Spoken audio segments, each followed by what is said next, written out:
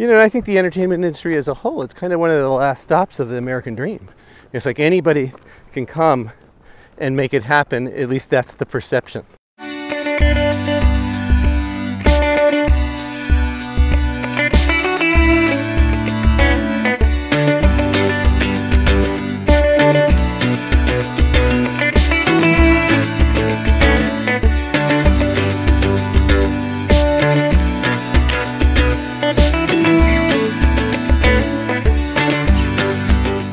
We are on a Hollywood hike with Michael Shoel.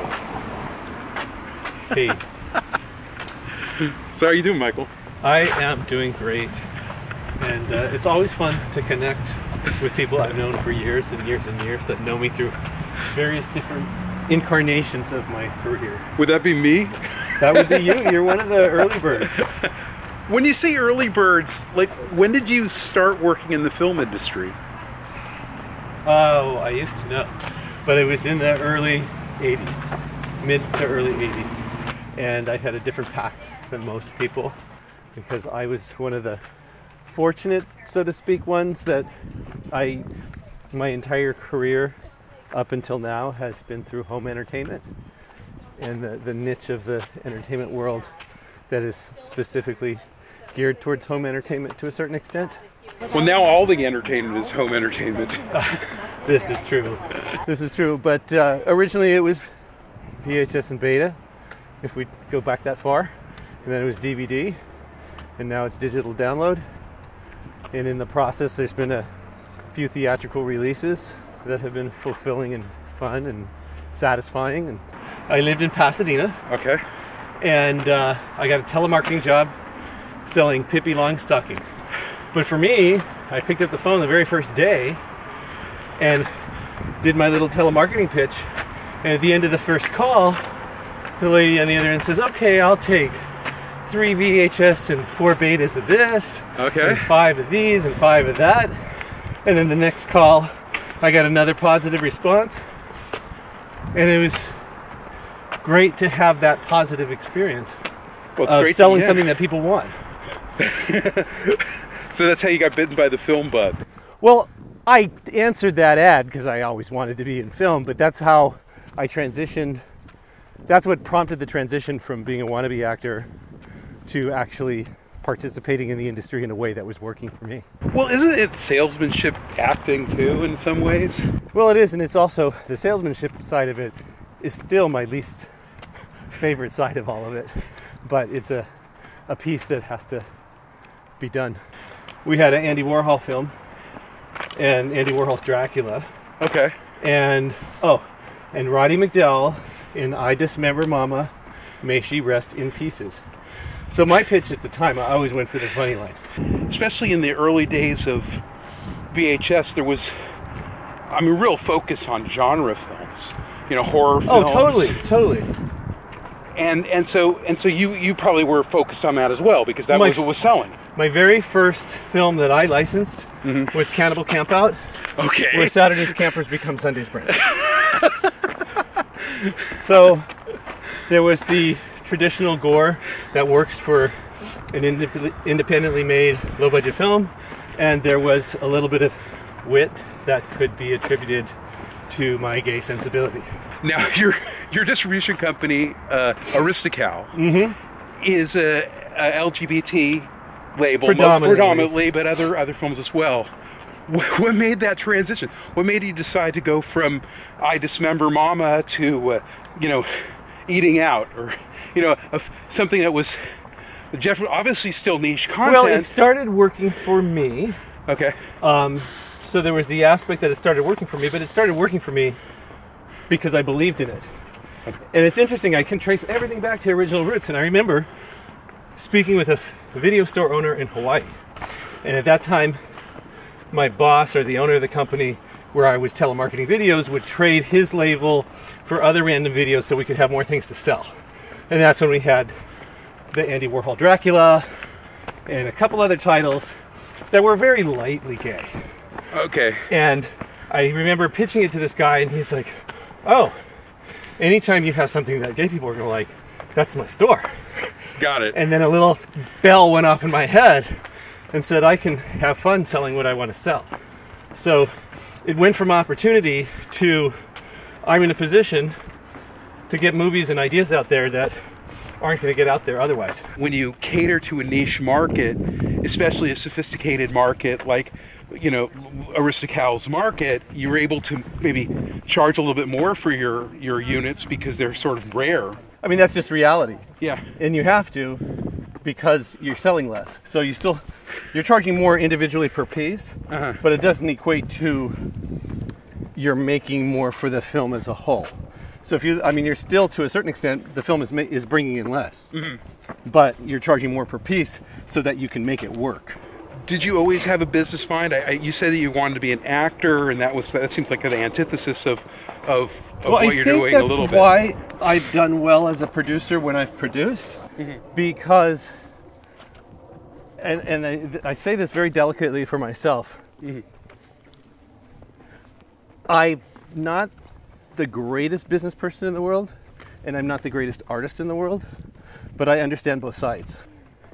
So my business friends probably would find me too conscious of artistic sensibilities, and my creative friends think I'm too conscious of the money. What was the first film that you produced? The first, what I call my first real film, was What's real? a narrative feature film that plays at festivals and is appreciated by audiences on a wider scale. Okay. That's a good definition. Yeah. And that would be Eating Out. And with the Eating Out series, which ended up being a series, and it was the first gay US-made feature film sequel, and then subsequently franchised. But with that series, with the first one, when I met Alan Broca, the writer, he had made a short, and I loved the short, and I loved his sensibility. That's a lot of risk, though, being a distributor and seeing, you know, films fly and die, to go ahead and putting money behind a film. Did you feel like, I mean, were you I was very ready for worried. the risk? I was very, very worried about it. And at the same time, Yeah, please don't at the same time, talking about risk. in addition to that, I knew what sold. And that's where my producer side comes in, and that's where my distribution history came in, because I was selling product that was already made. And one of the things that we were doing is our packaging, which is so traditional, was extremely good. And it was selling movies. Some were good movies, some were great movies, some weren't so great, but the packaging was selling it. Got it. And I said, what if we made a movie to match the packaging? As small comparatively as the DVD industry was for independent gay film compared to feature films that are playing at the theaters, we don't even have that opportunity at this point in time. It's coming, but that outlet, that machine, is not yet discovered or fully evolved. So anything that we put out now, it is much more of a guess and much more of a risk than knowing that we're going to sell so many units to Blockbuster. Would you say that Eating Out was one of your biggest successes? Yeah. Well, how many sequels were there? There were 5. Oh, 5. 5. Okay. The 6th pack is imminent at some point in time. Stuff HBO and smaller Showtime and Netflix are all making really incredible work that has really good solid gay characters. So that's part of the change that we're reckoning with, because when we were doing it, nobody was doing it. So we could work on a lower budget, and we were still delivering something of great value because it didn't exist. And now, I mean, we have to be realistic, and you can turn on mainstream TV. There still may not be quite enough, but there is a lot of really high quality, high production value entertainment that has strong gay and lesbian characters. That are realistic. Yeah, that are not just... That aren't some kind of sanitized version. You almost never, if there was a gay kiss on TV, it was on the news. So now it's not news anymore, which is a good thing. Well, I was part of the era that made the change. And hopefully, my movies, when I do the math and I go, wow, probably millions of people have seen the images I've put out there, that's kind of cool. You know, when we were doing it, it was a matter of getting into every store, every video store, finding the video store in the town that would carry our films. There used to be a gay guidebook called the Dameron Guide, and it was when it was for the gay traveler, where to go where there are the gay people. And I went to that book, and we called every bar in every town and asked where their customers rented movies. It's interesting because the whole vegan and health food thing, it's interesting because when you're talking about video and the way the world worked back then, veganism is one of the few things that's also very niche in terms of marketing too, and probably more easily reachable than mainstream food, just like indie gay films, horror films are more reachable, and you can find an audience a little bit quicker because it's a smaller group of people that are more hungry for product. I know a lot of indie filmmakers, and there definitely is a view that a lot of distributors are unseemly or dishonest. Where does that come from? It's a combination. I mean, there are a lot that are, just like car salesmen, but there's some very good ones. And I mean, I know when I go into a negotiation, a lot of times I'll be negotiating with a filmmaker that just assumes, because you're the distributor, that you're going to take advantage of them. And there's nothing that you can do. Then you add to that there's very little money for an indie-made film that doesn't have a celebrity name attached to it significantly, that doesn't have big industry money behind it to promote it. Most of the time, an independent filmmaker isn't going to make their money back. So I have to be very conscious when I take on a film of the expectations of the filmmaker, because if they think they're gonna, they'll read Variety and they'll go, oh, this is a $500 film, $500 million film. Mine's only $500,000, so I don't need to make as much back, and I just need to do 1/10 of what the big movies do, and I'll be fine. Well, you don't do 1/10 of what a big movie does, usually. I mean, unless you're that rare exception.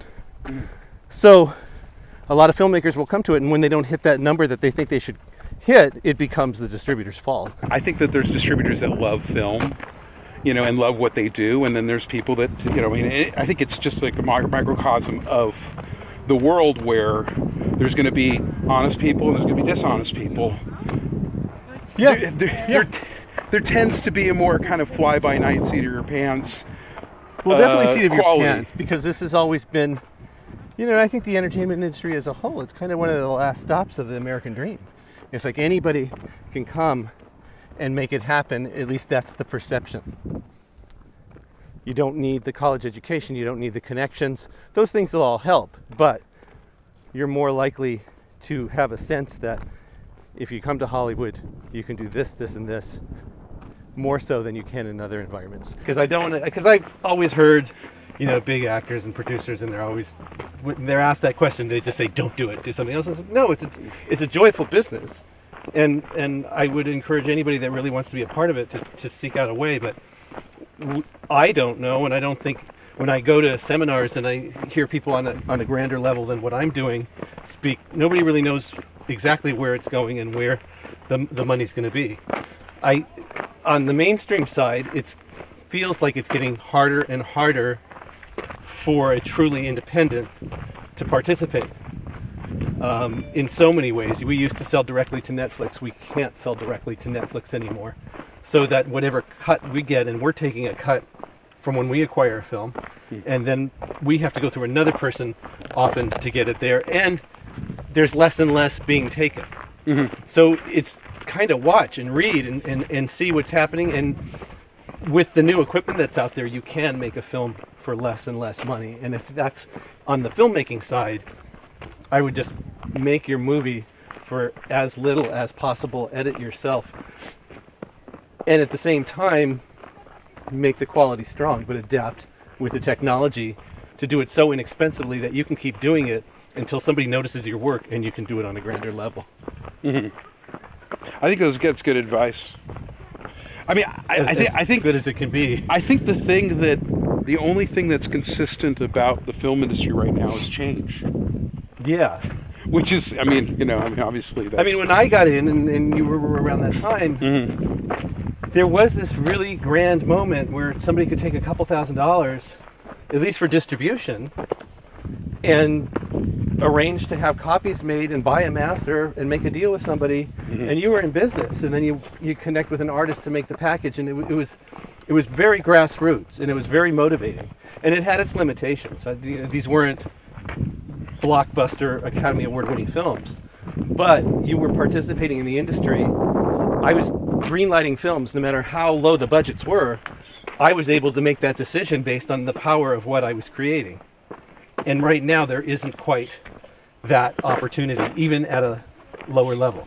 There was a certain joy, I thought, that was cool when you released a film and it was in the same newspaper as, you know, these big budget $100 million movies. And on the same shelf of Blockbuster. Yeah, in the same shelf of Blockbuster. And nowadays, there's all these new gates and new ways, new things that sort of push the indie and marginalize the indie. Say you put it out on Amazon, or iTunes, which doesn't have the same glamour gratification that being on a shelf used to have, because people don't see it because there's so much there and you have to scroll through to see your film.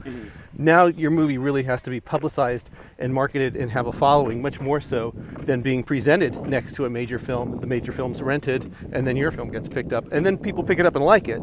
So it wasn't a horrible thing, but it allowed other films and other filmmakers' work to get out there.